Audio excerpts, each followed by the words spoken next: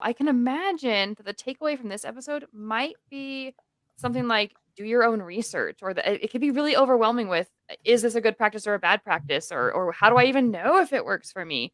And people can start to become kind of skeptical about everything that their therapist says.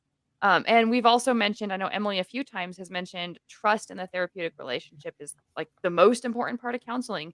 So, how do you guys recommend sort of balancing these two things?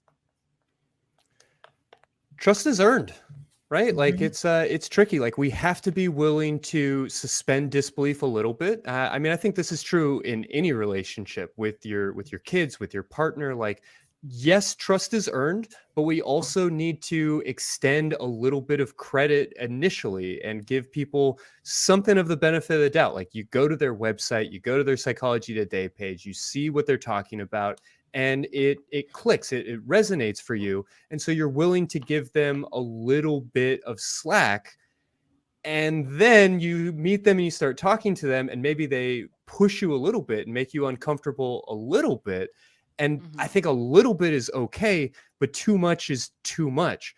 I guess I'm not really sure quite how to draw that line though. Emily, is there anything that comes to mind for you? Yeah, when I'm trying to support people who are looking for a therapist, I always say three things. One is that you should like your therapist, right? You're going to have to talk to this person about stuff that's really challenging in your life, in your relationships, right? In with sexuality, with your past, with your job, right? So you should genuinely think, okay, I could probably talk to this person and then try it out and see how it goes, right? You should Mm, feel like it's possible to really open up to them about difficult things or something that you need extra support on.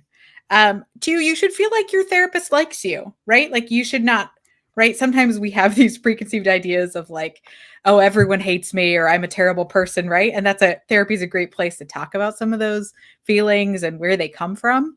Uh, I think a lot of them come from religion. I don't know. That's just something mm. that uh, is really powerful. But you should genuinely feel like your therapist is helping you and like they're supportive of you as a person who's there trying to improve their life and your life in some way.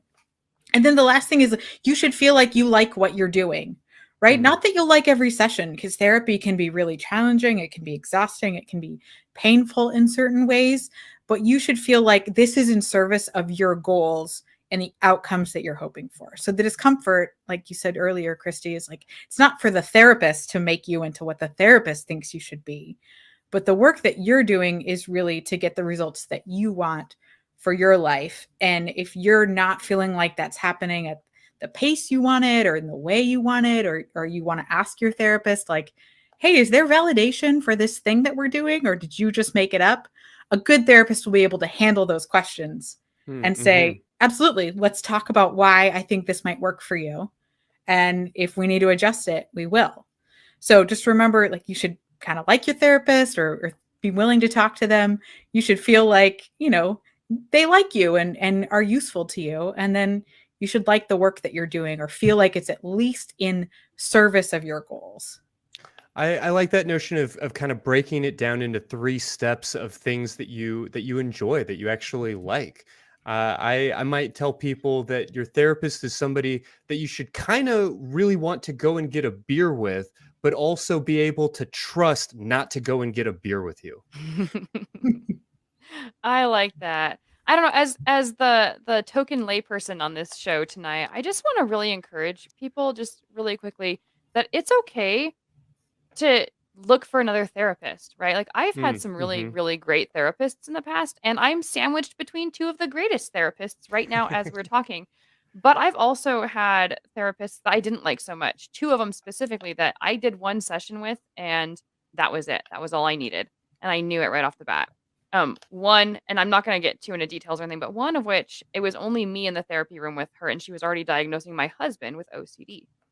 Right? Mm, hmm. And I felt really because I didn't want him to be the bad guy. I wanted to be able to talk through problems without, putting him on, like, a me versus him, sort of scenario, and I really didn't like how she approached it. So, I just wanna encourage people, like, right off the bat, if you get any weird, funny feelings or if you're thinking, like, maybe they're even 2 in my court, right? Like, that was a little bit much for me. Um, Yeah, go I've ahead I've and, had and tell 5 them. different therapists over the course of my life, and 2 of them were worth a damn. So, there are not I mean, there are plenty of not great therapists out there, but more importantly, there are a lot of therapists that won't be great for you. So, yeah, be Yeah. be willing to, like, play around and find the right connection. Yeah. And definitely you'll feel it. Yeah. Hmm. Emily, do you want to add anything to that? Yeah, I was just going to say sometimes therapists offer, right, like a free 15-minute phone call, or they'll encourage you to come to the first session, but it really is something that they need to sort of earn your trust, right? Like, especially in the world of online therapy right now, you should be able to find someone who's licensed and able to practice legally in your area, that is doing the kind of work that you're interested in, or is the kind of person you imagine being helpful to you. So most therapists that I know, I certainly, want to have a phone call with someone and make sure that we both agree that this is probably a good fit, and we'll reevaluate that as we go. I really like that approach. Yeah. So going back to the whole layperson thing, what does good therapy research look like for a layperson? Then you're talking about maybe giving them a phone call or having a conversation with them, but how much digging should a person expect to do in order to find a therapist that works for them? Yeah, I guess I'll say that, like, if your therapist recommends like a particular strategy, or if you ask them like, well, what kind of theories are you operating from, or that question you just asked me, like, where does it come from? What is that based on? I feel like they should be able to have a good answer for you. And I, might encourage folks to be at least a little bit curious to dive deeper into that research, but I hate the notion of folks feeling like they need to fact check their therapist, like they're watching, the presidential debates, right? Like I really do want to stress being comfortable in that relationship, and willing to extend a little bit of trust. Now, if they are worth their salt and if they're doing good therapy, they're going to be able to tell you pretty quickly, oh, yeah, if you want to learn more about these ideas, you should read this book. And very rarely, when your therapist says you should read this book, is it a bad idea for you to actually go out and buy that book. Now, if you get that book and there are all of these like religious symbols on the cover, all right, okay, well, now let's go to Wikipedia and see if there's like a lot of critique around this book. Let's go to like Google Scholar and see if there's any validity or any like meta-analysis around some of these ideas. I don't think you need to go too far down that rabbit hole in order to be able to tell pretty quickly whether or not there's something of value here.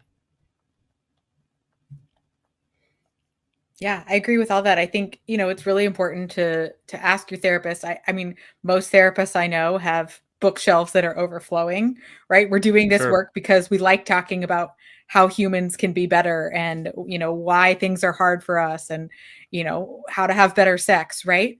But especially if you're working with someone and they're trying to send you a religious book, then you might not have been upfront about the fact that you're not interested in that. So that might be Mm. a great conversation to say, to like, oh, actually, hey, I'm looking for a book about sex, but I just want to make sure I'm not going to get a religious book about sex, right? Like, that might be an opportunity for you to be a little bit more open with your therapist, or just check and make sure that you're both aligned with the work that you want to do and the kind of things that you want to carry on outside of session.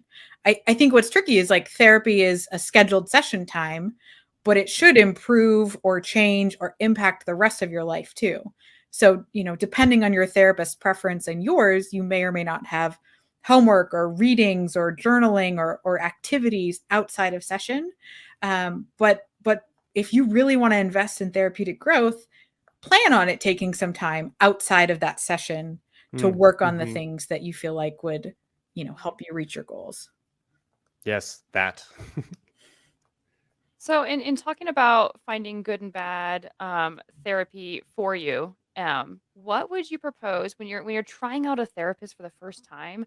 What would be a good like smell test or litmus test for that first like, when you're getting introduced to a new therapy strategy? It might be counterintuitive, but I'm just going to say trust your gut.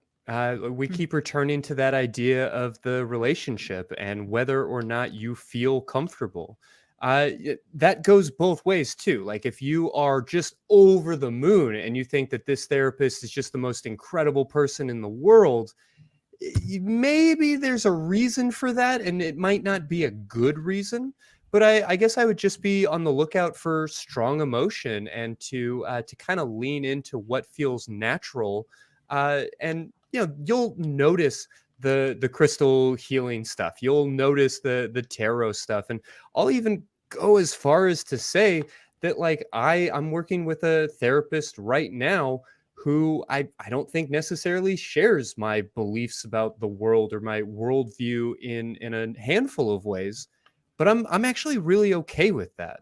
Maybe as a therapist myself, and as this like semi-professional atheist or whatever the hell, that I feel like confident and grounded in my ability to like sniff out the things that I don't want to be a part of.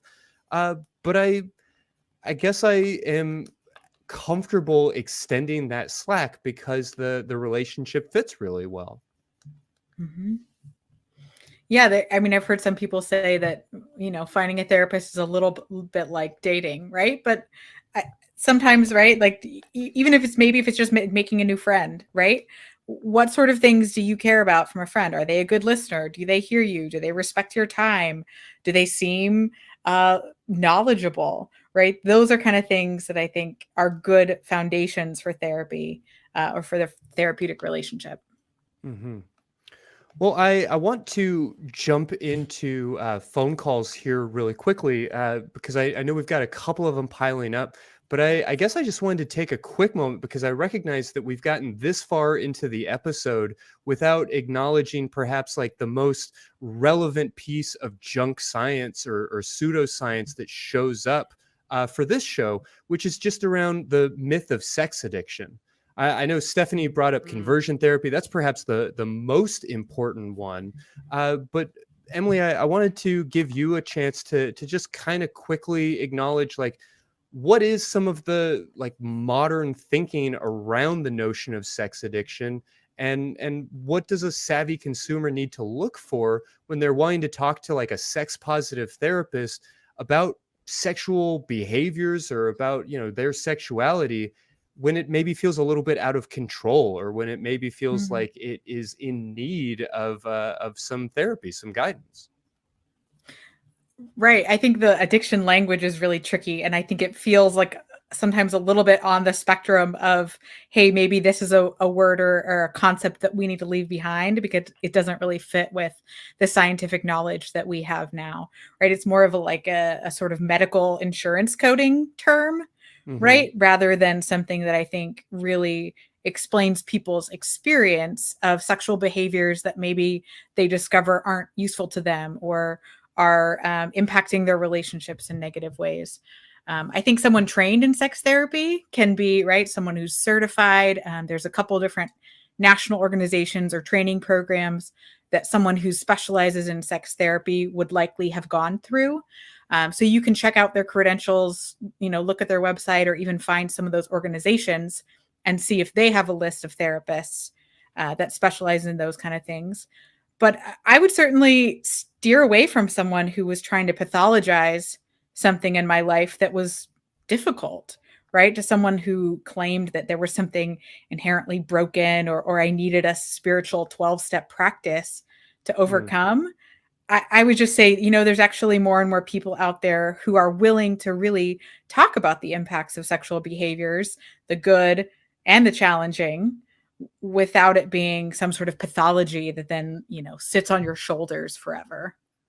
Yeah, no, that's a super important point. Like sex is not addictive. We've discussed that on this show before. We'll continue to discuss it. But when you hear that type of pathologizing language around healthy human behavior, I would definitely be concerned.